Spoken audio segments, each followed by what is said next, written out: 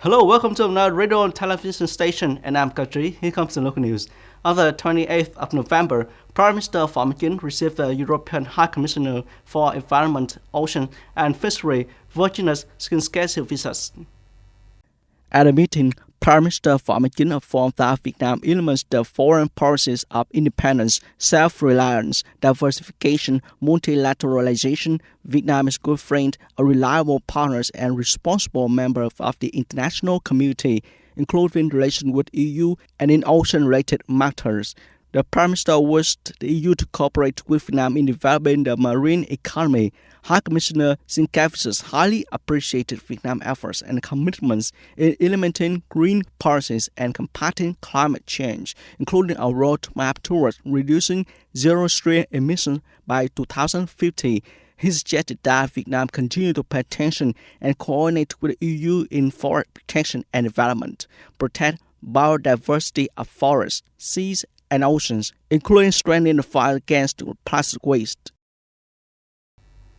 According to the Ministry of Industry and Trade, the Industrial Production Index (IIP) in the first 10 months in 2022 of some key industry in the Level 2 industry increased compared to the same period last year.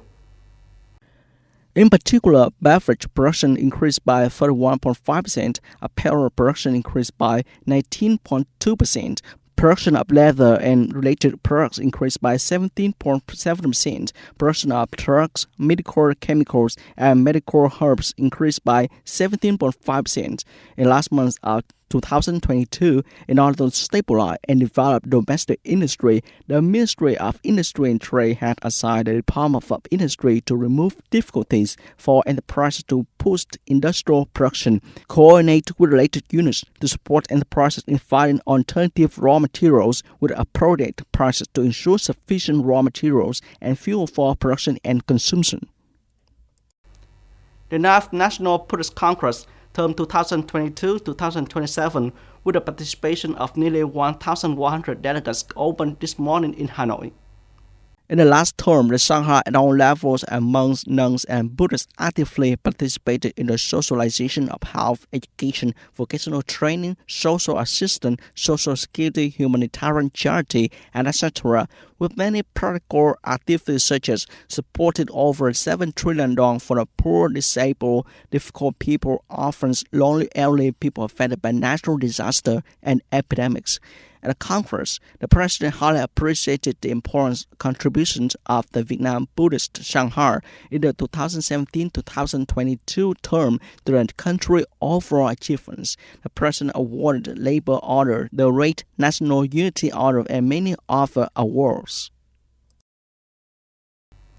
On the 28th of November, hundreds of delegates gathered in Geneva, Switzerland to discuss the threat of biological weapons.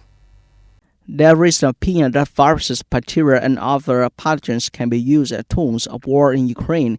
The Biological Weapons Convention prohibits the production, stockpiling, and use of such weapons. Nakamichi Izumi, U.S. Nation High Commissioner for Disarmament, said, despite raising biosecurity and biosafety to a much higher level, the pandemic has also shown that the disruption that can be caused if the biological agents are deliberately used as weapons of war or terrorism.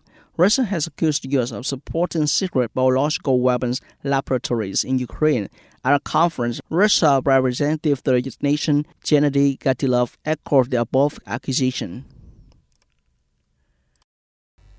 In the meeting on November 28th, the European Union again failed to impose a cap on Russian crude oil prices, in the context that there is only 1 week left to decide on this.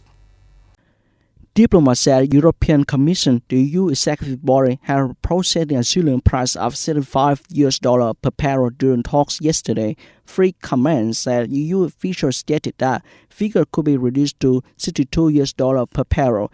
Legal documents have now been agreed, but Poland does not agree to the ceiling price.